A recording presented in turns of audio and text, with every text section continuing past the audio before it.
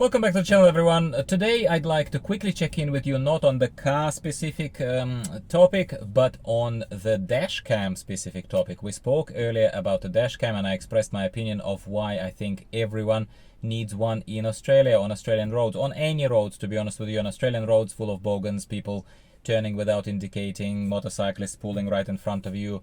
There are so many different reasons why you need a dash cam. So today I want to talk to you about my experience with my budget dash cam from Xiaomi, from the Chinese manufacturer, the dash cam that I've been using in the past in my Jeep very successfully for 3 years.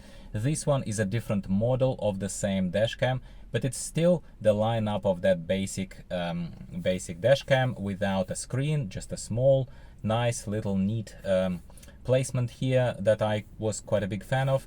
The dash cam is called 70 Mi, it's called, yeah. So I was a fan of the old version. This one I think is a version like 1S or something. I can't remember the exact model. I will overlay it on the screen if I can find the order from AliExpress where I got it from, so that you can steer clear. I don't know if it's a defect in this particular product, in this particular one that I have, and if yours might not have that. Let me know in the comments down below if you're using a 70 Mi dash cam.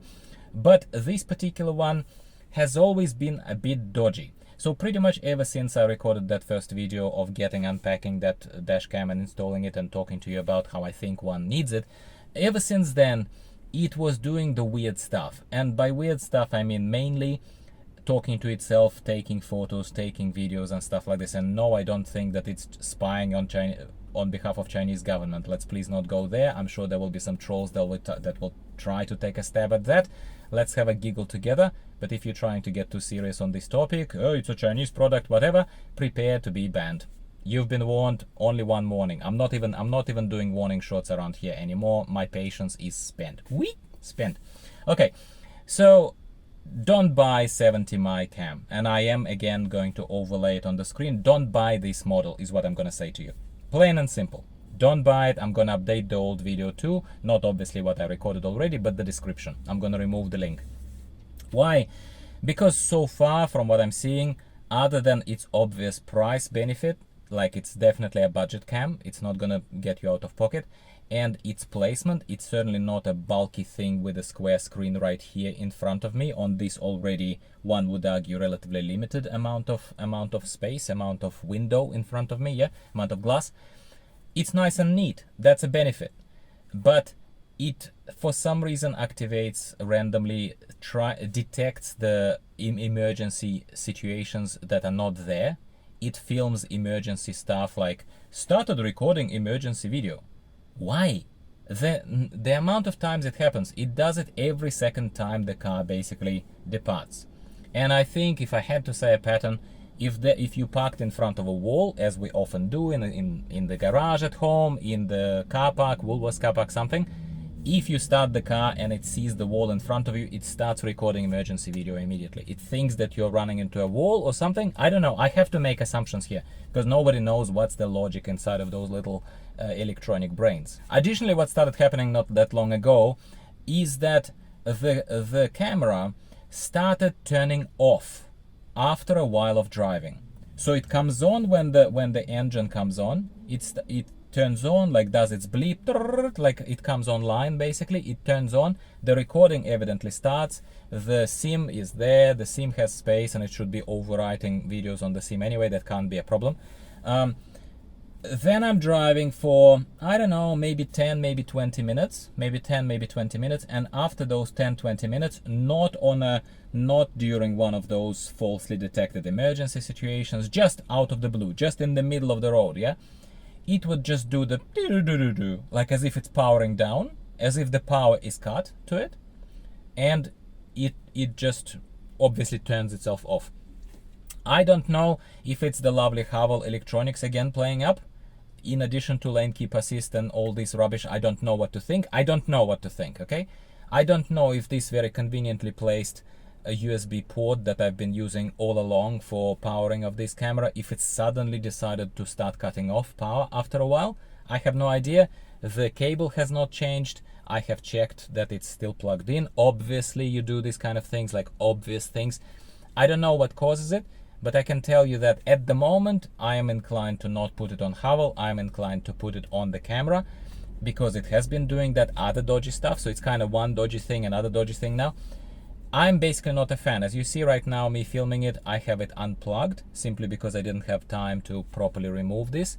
And I am going to be replacing it with something else. I will recommend something else, some other camera, and we're going to take a look if it works better for me. It probably is still going to be Xiaomi because it is not about Xiaomi as a brand. I don't think so. Xiaomi has proven it time and time again for millions of customers all over the world, and China, mainland China, starting obviously with that, massive numbers. Like you and I cannot comprehend the numbers of the products that they're pushing. They are bigger than Apple, you just never heard of them, okay? So it's not the brand.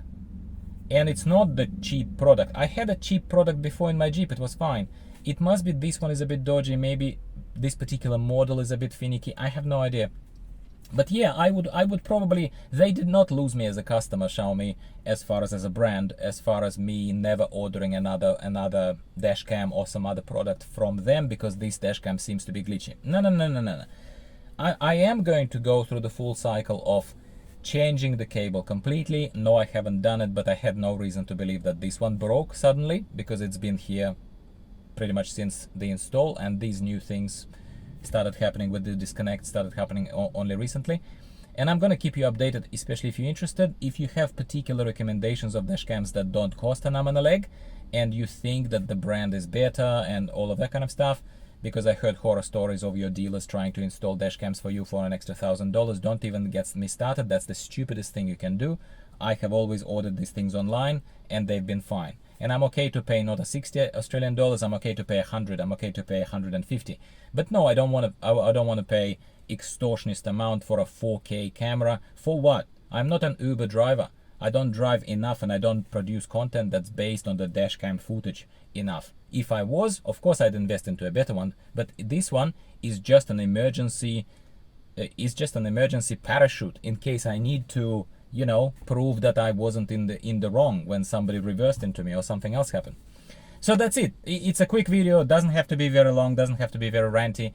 Overall, at this stage, this camera that I have linked in the description down below, the one that I bought, the 70mm, this particular model, whatever it is, take a look at the link. Do not order it. That is my current opinion. I will update the description of the video, not the narrative. Obviously, it's already recorded. If I have to make adjustments further, perhaps there is a slim chance it's cable. Don't think so. Not this time around. Not this time anyway. And yeah, so this is my quick update. I welcome further conversation on the dashcam experiences and stuff, but so far I haven't been really impressed with this. That is basically where I'm gonna leave it. Thanks for tuning in. That's it for this week. Nice and short little video. I hope you're enjoying the super hot sunny days in Sydney and wherever you are. Let me know what's the weather like, and I'll talk to you next week about something else, either Haval, OMG, or something else automotive industry in Australia related. Thanks again, and bye for now.